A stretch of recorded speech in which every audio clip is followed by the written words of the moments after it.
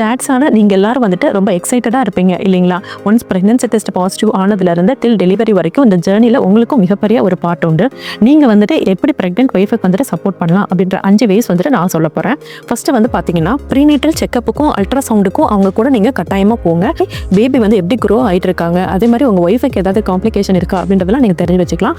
And second thing, daily வந்துட்டு எவ்வளோ நேரம் முடியுமோ அவ்வளோ நேரம் உங்கள் ஒய்ஃப் கூட வந்துட்டு ஸ்பெண்ட் பண்ணுங்கள். தேர்டு வந்து பார்த்தீங்கன்னா டயட் அண்ட் எக்ஸசைஸ். டெய்லி 2 பேருமே வாக்கிங் போங்க. அதே மாதிரி டயட் வந்துட்டு நல்லா ஹெல்த்தியானதாக எடுத்துக்கோங்க.